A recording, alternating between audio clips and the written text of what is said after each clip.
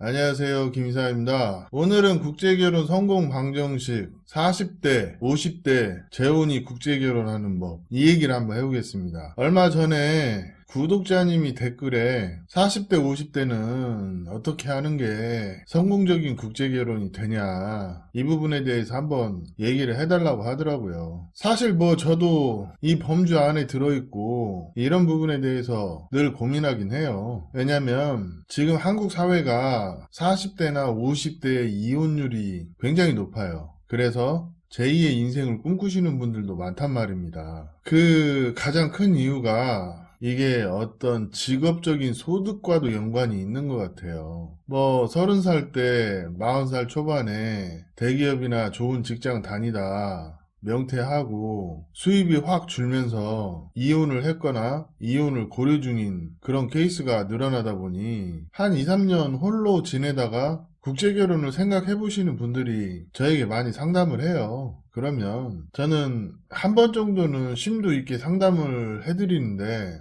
받아들이는 분은 받아들이고 그렇지 않은 분은 다른 또 선택을 하겠죠. 그런 게 있는데 제가 요즘 추세로 보면 초초제제, 그러니까 초혼들은 초혼들끼리 결혼하고 재혼들은 재혼들끼리 결혼하는 경향이 강한데, 이제 재혼 남성들이 국제결혼할 때 가장 고려해야 되는 것이 첫 번째는 이겁니다. 특히나 내가 자식이 있고 아무리 전처가 키운다고 하더라도 사람 세상 일은 어떻게 될지 모르기 때문에 한편으로는 내가 내 자식들을 케어해야 하는 상황이 올 수도 있다는 거를 늘 염두에 두고 결혼도 준비하셔야 돼요. 재혼들은 그렇습니다. 그리고 재혼이 국제결혼 성공하는 방법 중에 가장 좋은 방법은 제가 봤을 때는 어떤 서로 간에 결혼에 대한 등가법칙이 성립하는 그런 케이스가 오히려 더 좋더라, 이런 얘기를 하고 싶어요. 많은 분들이 그 자식이 있는 여자와의 재혼을 꺼리는 그런 게 있는데 이게 분명 어려운 일이긴 해요. 제가 봐도. 그런데 이것도 어떤 성공을 위한 어떤 루틴 아니면 상식선에서 할 수 있는 그런 건 분명히 있습니다. 그 첫 번째가 뭐냐? 제가 봤을 때는 재혼 여성도 괜찮다 하는 이유가 뭐냐면, 예를 들어 이런 거예요. 내가 재혼이고 전처가 아이를 키우고 있어요. 이 조건에 해당되는 분들이 국제결혼을 생각하실 때 초혼 여성을 생각하고 국제결혼을 시도하시는 분들이 있는데, 이게 이런 게 있어요. 내가 이론상은 30대나 이런 포지션에 있는 아이가 없는 초혼이나 재혼 여성과 결혼을 고려하시는 분들이 많은데, 현실은 내 눈에 좀 들어오고 괜찮아 보이는 여자들은 대부분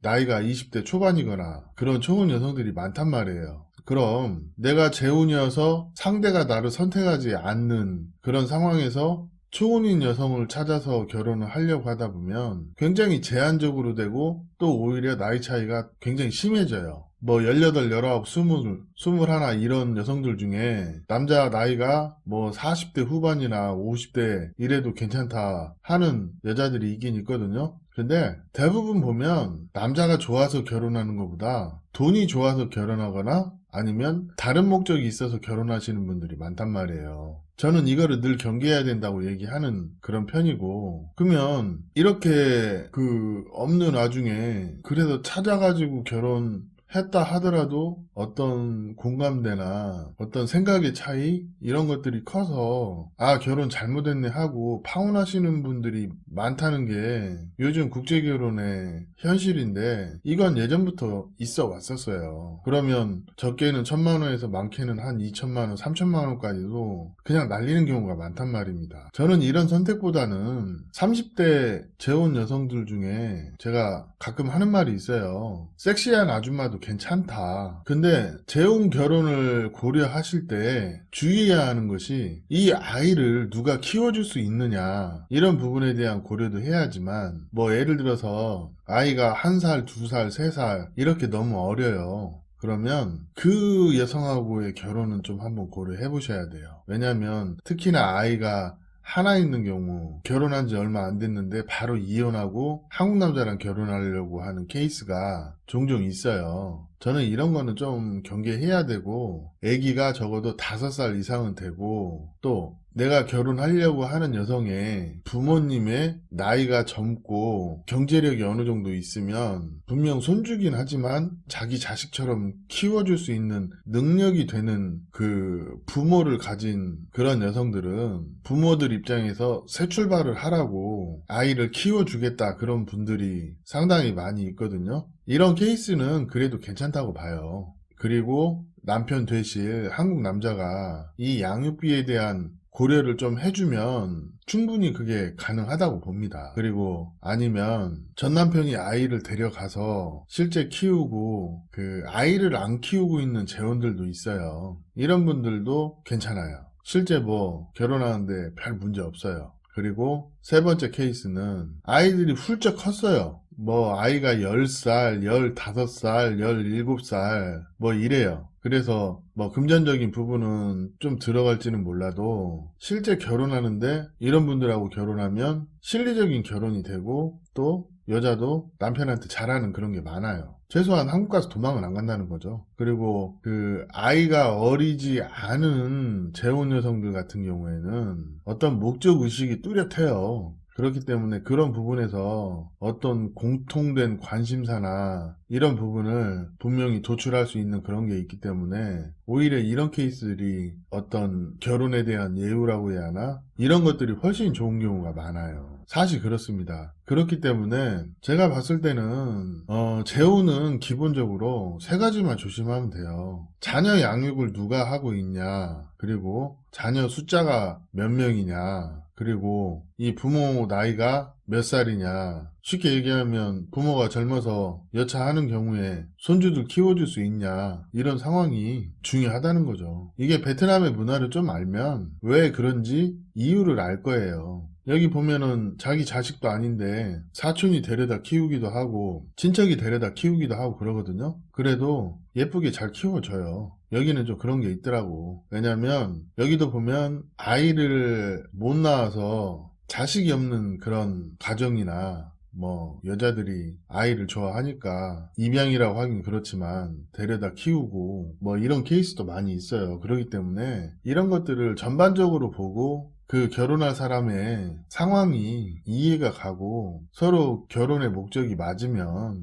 이런 케이스가 오히려 현실적일 수도 있다는 거죠. 그리고 저도 그렇지만 내 자식은 아니지만 뭐 하나 정도 내가 걷어서 키워줄 수 있다, 이런 마인드로 결혼하시는 분들이 오히려 와이프한테 대접받고 잘 사는 경향이 있기 때문에 이런 부분을 흘려듣지 않고 그 심도 있게 고민해보고 결혼하시는 분들이 아무래도 오히려 좋은 선택이 되는 그런 케이스가 많습니다. 대체적으로 보면 재혼 커플은 안정적인 결혼 생활로 이어지는 그런 비율이 재혼 초혼 커플보다 오히려 높아요. 왜냐면 이 나이 차이도 무시를 못 하는데 적어도 같이 예쁘게 늙어갈 만한 그런 상황이면 여자도 뭐 남자한테 올인하지 않을 이유가 없죠. 근데 한국 남자들이 대체적으로 아이 있는 여자가 싫고 또 어리고 예쁜 여자가 좋고 이렇게 생각하시는 분들이 자기 나이는 생각하지 않고 20대 초반에 결혼 정년기의 여성을 만나서 결혼하고 싶다 그러긴 하지만 베트남도 나이 차이 너무 많이 나고 또 이런 케이스는 결혼이 어렵다 정상적으로 생각하는 그런 부류들도 많기 때문에 사실상 나이 차이 나는 결혼을 꺼리는 정상적인 베트남 여성들의 선택은 못 받고 뭔가 상당히 기우는 그런 결혼을 해서 한국 남자에게 요구사항을 늘어놓는 그런 케이스가 많다 보니까 그래서 사실은 나이 차이 나는 결혼이 문제가 많고 파혼이 많은 거예요. 베트남 문화에서도 조금 어느 정도 상식선에서 통용되는 그런 건 있어요. 뭐 저희가 나름 전문가 아닙니까? 그러면 매칭 되는 거 보면 한 50이나 50대 초반에 그 정도 선이 재혼 결혼이 가장 안정적인 그런 면이 있어요. 적어도 한 10년은 성생활하고 또 그 10년이 돼서 60이 됐을 때 적어도 아내 되는 분이 한 40대 중반이나 50줄 접어들면 뭐 그 사람도 자기도 늙었으니까 남편한테 만족하는 그런 부분도 있죠. 이게 없다고 얘기를 못해요. 사실 그래요. 지금 말은 안 하지만 한배 부부들 중에 상당수가 이 포지션에 있어요. 남자들은 60인데 와이프는 뭐 20대 후반, 30대 초반 아직 쌩쌩하죠. 그런 커플들 너무 많아요, 지금 한국에. 이거 그냥 뭐 예를 들어서 그 여자가 뭐 바람을 폈든 남편을 대면대면 하든 그런다 해서 그냥 그 여자만 잘못했다고 몰아붙일 그게 아니에요. 그냥 한 사람의 인격, 한 사람의 인생 이런 걸로 놓고 봤을 땐 어느 정도 시점이 되면 이런 부분들이 문제로 불거지게 되어 있기 때문에 그 부분에 대해서 미리 인지를 하고 그 리스크를 줄이는 선택을 하는 것도 현명한 결혼이 되는 하나의 방법이기 때문에 오늘 이런 얘기도 해봤습니다. 이게 남 얘기가 아니에요. 이게 제 얘기일 수도 있고 우리 구독자님들의 현실일 수도 있어요. 뭐 한 28, 30, 35 이 정도 나이 차이 나는 결혼을 가까운 가족들도 못 받아들이는 경우가 상당한데 그 사람들의 거부감을 이겨내고 사회적인 편견을 이겨내면서 결혼 생활을 할 수 있을 거다? 천만의 말씀입니다. 그냥 예를 들어서 마트만 가도 50대 남성과 20대 초반의 여성이 손만 잡고 가도 그거 이상하게 봐요.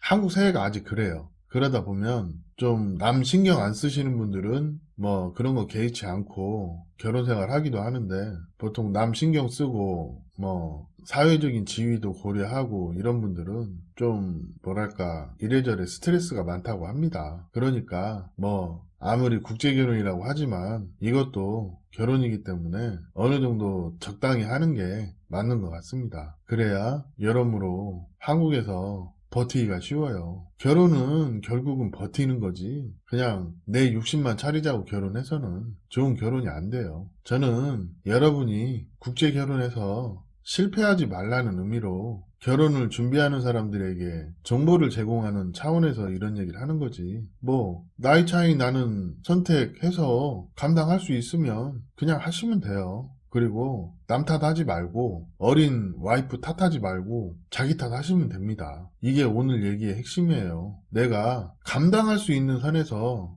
결혼하는 게 현명한 결혼이 되는 가장 좋은 방법인데 재혼도 본인 상황에 대한 특수성을 먼저 인지를 하고 그에 보완되는 결혼을 하는 게 중요하다는 취지로 오늘 이야기 해봤습니다.